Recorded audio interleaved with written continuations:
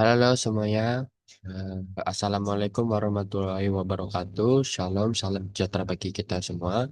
Perkenalkan nama saya Daniela Maulana C dengan NIM CODO 24040 kelas G perpajakan.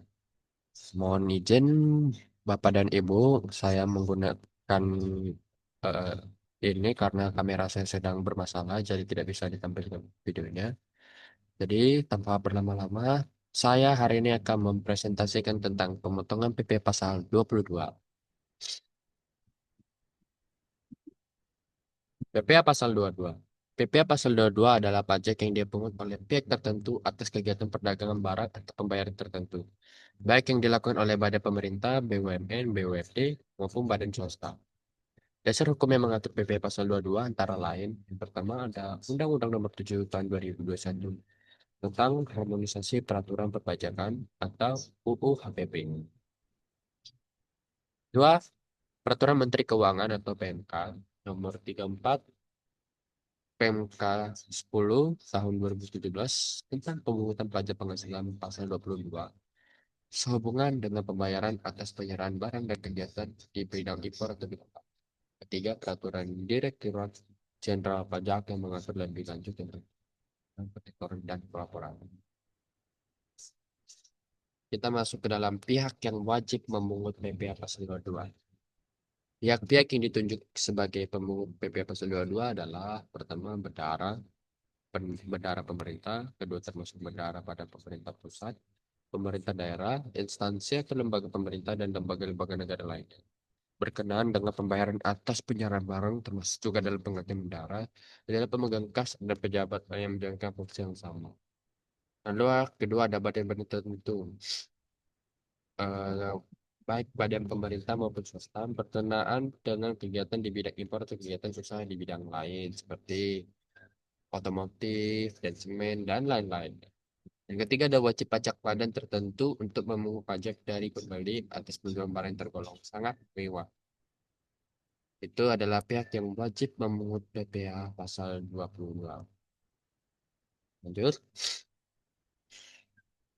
Lalu pihak-pihak yang ditunjuk, eh ada tiga, berarti ini yang keempat. Yang keempat ada pihak lain yang ditunjuk sebagai pemungut pajak untuk melakukan pemungutan, penyetoran, dan atau pelaporan pajak atas penyerahan barang dan atau jasa yang dilakukan oleh rekanan.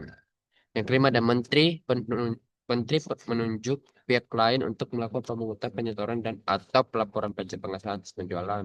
Tentunya emas perhiasan atau emas batangan.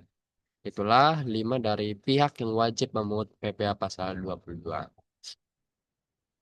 Objek PPh pasal 22. Yang pertama ada impor barang tertentu. Yang kedua ada penjualan hasil produksi dalam negeri oleh badan usaha tertentu. Yang ketiga ada pembelian barang oleh instansi pemerintah, BUMN, atau BUMD. Yang keempat ada penjualan barang sangat mewah. Selanjutnya tarif PPh pasal 22.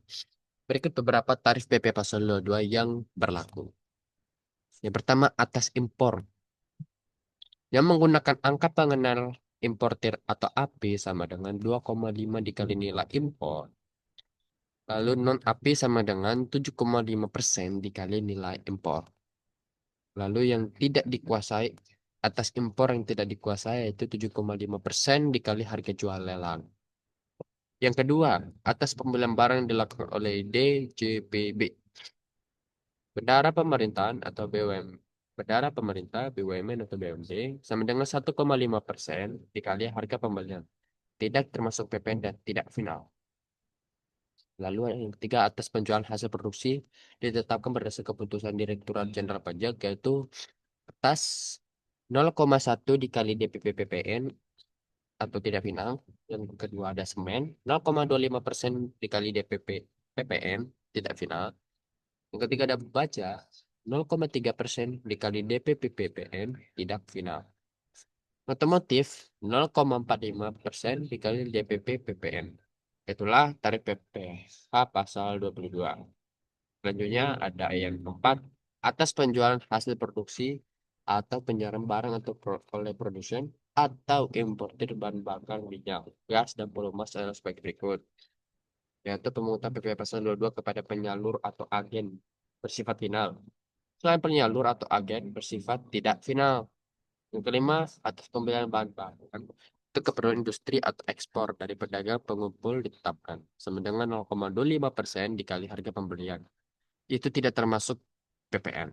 Yang keenam, atas impor kedelai, gandum, dan tepung terigu oleh importer yang menggunakan API sama dengan 0,5% dikali nilai impor. Yang ketujuh, ada atas penjualan. Yang pertama, ada pesawat udara pribadi dengan harga jual lebih dari 20 miliar. Lalu ada kapal persiar dan sejenisnya dengan harga jual lebih dari 10 miliar. Lalu ada rumah beserta tanahnya dengan harga jual atau harga pengaliannya lebih dari 10 miliar. Dan luas bangunan lebih dari 500 meter kubik. Apartemen. Lalu yang keempat ada apartemen, kondominium, dan sejenisnya dengan harga jual atau pengaliannya lebih dari 10 miliar dan atau luas bangunan lebih dari 400 meter per kubik. Lalu ada kendaraan bermotor roda 4 yang pengangkutan orang kurang dari 10 orang berupa sedan, jeep, sport utility vehicle atau SUV, multi-purpose vehicle atau MPV, minibus dan sejenisnya dengan harga jual lebih dari 5 miliar rupiah dan dengan kapasitas silinder lebih dari 3000 cc sebesar 5% dari harga jual, tidak termasuk PPN dan PPNBM. 8. Atas penghasilan yang diterima atau diperoleh rekanan sehubungan dengan transaksi, yang pertama ada penjualan barang, penyerahan jasa, persewaan dan penghasilan lain sehubungan dan pergunaan harta yang dilakukan melalui pihak lain dalam sistem informasi pengadaan sebesar 0,5% dari seluruh nilai pembayaran dan tercantum dalam dokumen tagihan. Tidak termasuk pajak pertambahan nilai dan pajak penjualan atas barang mewah. Link ke-9 dan pihak lain yang melakukan pemungutan, penyetoran, dan atau pelaporan pajak penghasilan atas penjualan, yaitu emas perhiasan atau emas batangan. Dipungut pajak penghasilan pasal 22 yaitu sebesar 0,25% dari harga jual emas perhiasan dan atau harga jual emas batangan. Lalu kita masuk ke mekanisme pemungutan dan penyetoran dan pelaporan. Yang pertama, pemungutan. Pihak yang ditunjuk wajib memungut pajak saat terjadi pembayaran atas transaksi. Yang kedua, besarnya pajak dihitung berdasarkan tarif dan dasar pengenaan pajak atau DPP. Lalu kedua, mekanisme penyetorannya yaitu pajak yang telah dipungut wajib disetor ke kas negara melalui bank persepsi paling lambat tanggal 10 bulan berikutnya setelah masa pajak berakhir. Lalu penyetoran dilakukan dengan menggunakan kode billing melalui sistem e-billing DCB. Lalu yang ketiga ada pelaporan. Pemungut wajib melaporkan SPT masa PP Pasal 22 ke kantor pelayanan pajak atau KPP paling lambat tanggal 20 bulan berikutnya. Laporan disertai bukti pemungutan yaitu formulir 1721 A1 atau dokumen elektronik resmi. Contoh perhitungan PPh pasal 22. Contoh soalnya yaitu PT Maju Jaya menjual barang kepada instansi pemerintah senilai 200 juta. Itu belum termasuk PPN. Maka harga jual DPP-nya sama dengan 200 juta. Tarif PPh pasal 22 sama dengan 1,5%. Maka perhitungannya PP pasal 22 sama dengan 1,5% dikali harga jual yaitu 200 juta sama dengan 3 juta. PPh sebesar 3 juta tersebut dipungut oleh bendahara instansi pemerintah dan disetorkan ke kas negara. PT Manjujaya menerima pembayaran sebesar 200 juta dikurang 3 juta sama dengan 197 juta. Maka bukti potong PPh dua-dua diberikan kepada PT Maju Jaya dan dapat dikreditkan dalam SPT tahunan PPh Badan. Jadi yang didapatkan PT Maju Jaya itu sebesar 197 juta.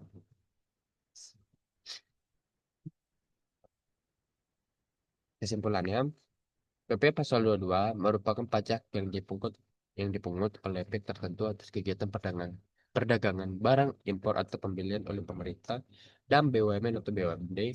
Pajak ini berfungsi untuk mempercepat penerimaan negara dan meningkatkan kepatuhan pajak melalui pemungutan PPh 22. Negara dapat mengontrol transaksi besar yang terjadi di sektor perdagangan dan impor. Bagi wajib pajak, pemahaman yang baik terhadap mekanisme tarif dan pelaporannya penting agar tidak terjadi kesalahan administrasi yang dapat berakibat pada sanksi pajak. Sekian presentasi saya. Mohon maaf bila saya telah melakukan kesalahan kata dan juga berkata. Mohon maaf. Sekian dan terima kasih.